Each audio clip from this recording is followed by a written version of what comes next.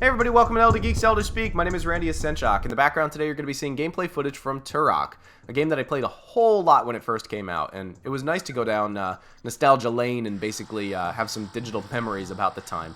Replaying that game, it didn't remind me of any particular events that happened in my life, but it reminded me a lot of the music that I was listening to at the time. Moving on, I kind of wanted to talk about what I'm working on, production-wise, and also to answer a couple of questions that kind of came up between the 2015 A Wonderful Year in Video Games video and the Turok video. Currently, I am working on 25 games for my son. I get a lot of people asking questions about 25 games, and honestly, it's exciting getting those questions. I'm honored and I'm humbled by the number of people that really want to see more of those videos. But I am working on it right now. That is my top priority. It is the project that I am working on right now.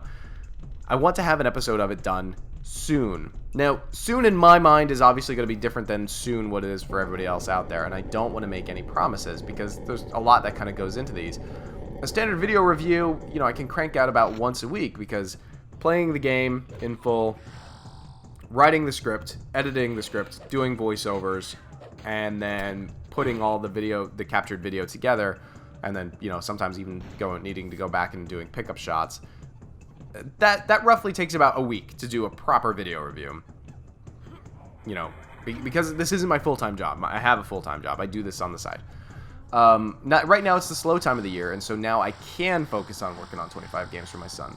And that takes obviously more than just a standard video review because I've got to not only play the game and capture the footage, but I also have to do drawing. I'm a little bit harder on myself about my script because it's a more personal project than just talking about video games, and then there's also the music that's involved in it as well. The music and the music licensing is a whole different beast. I'm not involved at all in licensing the music. That takes sometimes a little while to do. My goal is to hopefully have a viewable draft of this episode for MagFest, which is next month. And once the draft is complete, once I say that's a final version of the draft, then the music kicks in. And how long it takes to get the music licensed after that is a completely different beast. So there you have it. I mean, it would be awesome if it was going to come out in February. More likely March. I mean, there's even a chance that it won't be out until April. But my hope is that while the music is being licensed, that I can use that time to then go in and kick up and start the following episode. My goal is to have 2 episodes done this year. I'm really hoping I can do it. But again, I got to do this on the downtime for the channel because as far as priorities for the channel goes, video reviews go first, then 25 games for my son, and features. Features are a little bit different. They're a little bit more timely. They kind of need to be turned around quickly. In the rare circumstances that I get the opportunity to do features. Features take a lot more time than also video reviews too. It's always kind of sad when I do a feature that I'm proud of because sometimes I'll do features and they'll get like 3,000 views, and then I'll do a review of some really crap game and it'll get like 10 to 15,000 views, and it's like, oh, I could have just reviewed another crap game and gotten the same number of views. Anyway, that's what I'm working on right now. It's 25 games, and hopefully that will be done soon, and soon being, a couple months from now still. Someone had asked in the 2015 A Wonderful Year in Video Games video about Nintendo products, why I didn't cover any Nintendo products, why there was a significant lack of Mario Maker and Xenoblade and Splatoon. It was because I didn't play those games, and I would really like to play those games, but I don't own a Nintendo Wii U, and I don't own a Nintendo Wii U because it's not really gonna make financial sense for me to do so.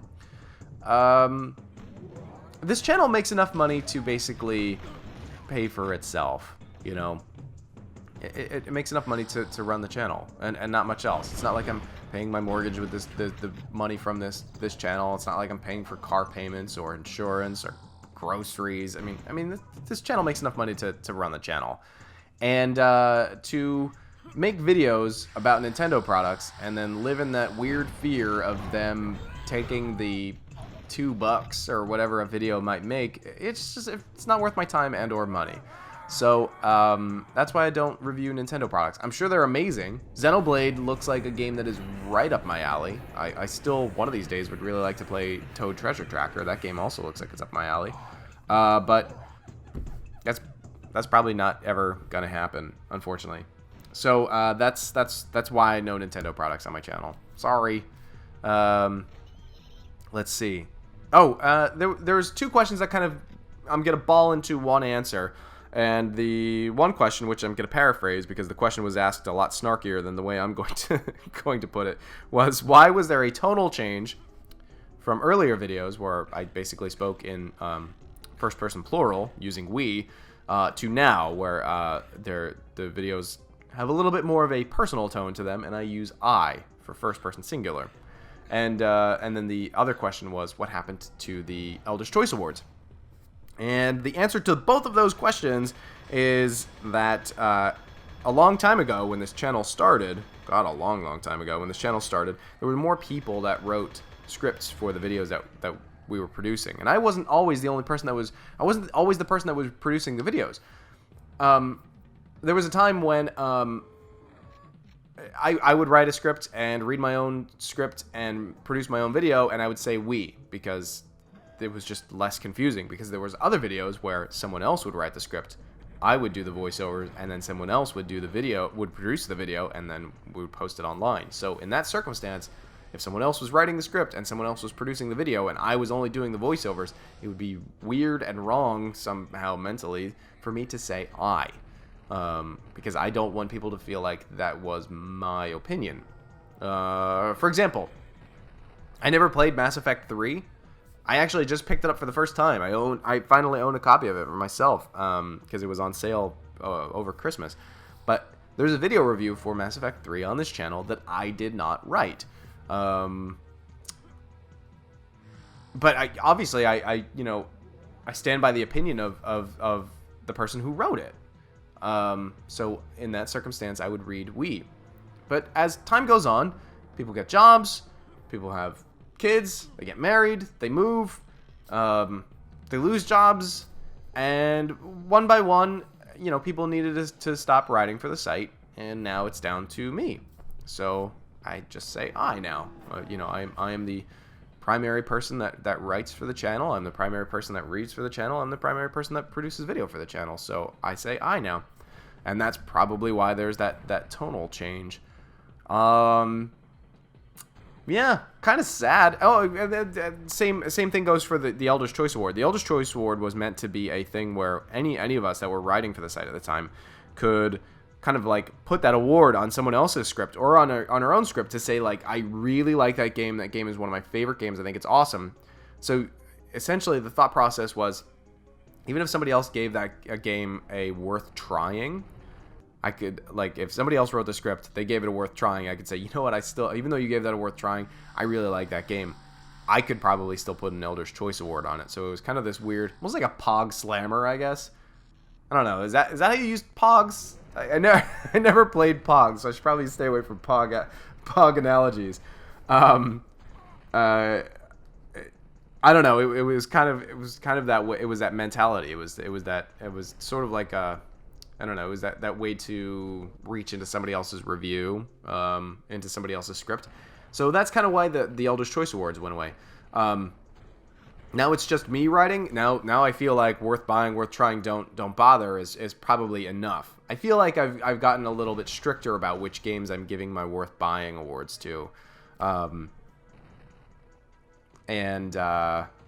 there was a point where I was really considering just getting rid of entirely of the worth buying, worth trying, don't bother scores at the end, because people still, gosh, you look at numbers, like you look at number ratings, any site that has numbers for their ratings, which I think numbers are absolutely silly, scoring a game, because a number doesn't represent, a product. It's kind of a weird way to do it.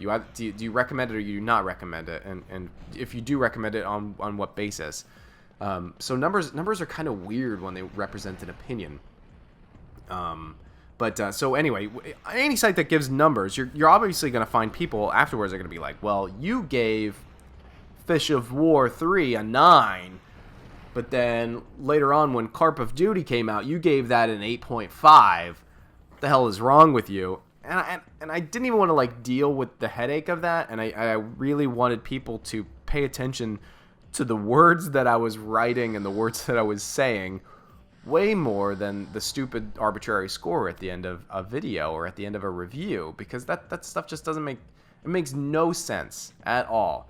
In fact, a good review, in my point of view, a good review should provide a consumer enough information that even if they disagree with your point of view in the video, that they can still make an informed purchasing decision at the end of the day.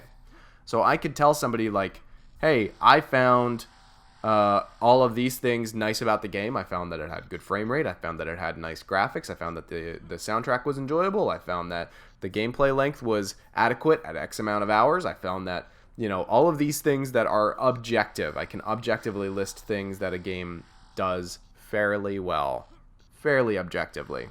And then I can add in my subjective opinion in the end saying, however, I didn't like it because of these following things. People can read, people should be able to read a review or watch a video review and be able to separate your objective facts from your subjective opinions and then still make an informed purchasing decision.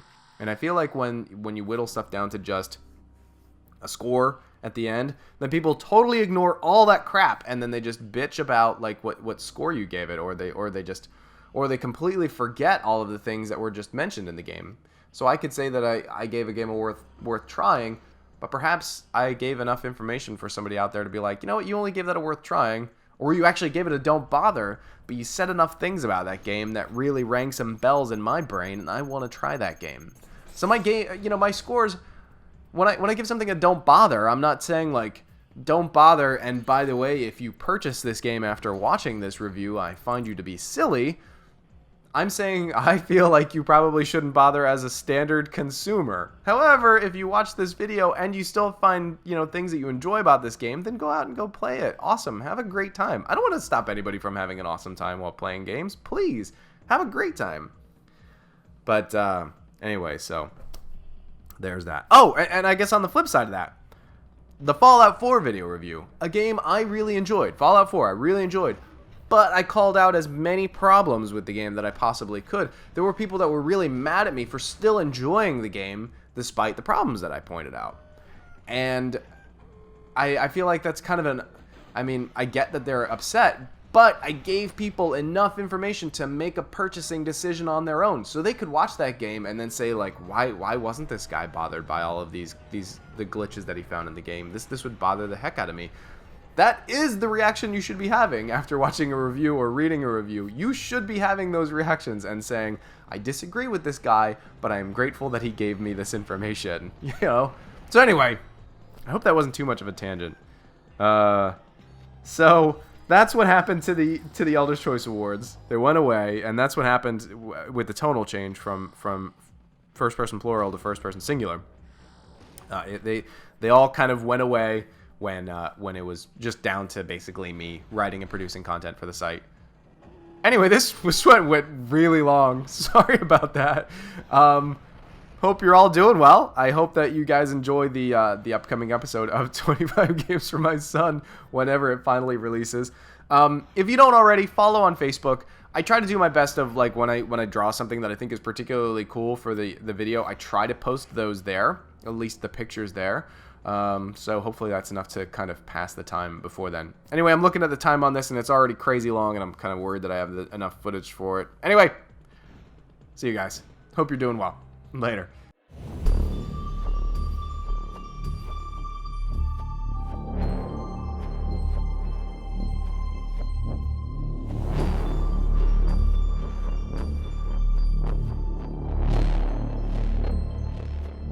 This video is made possible through generous fan donations on Patreon.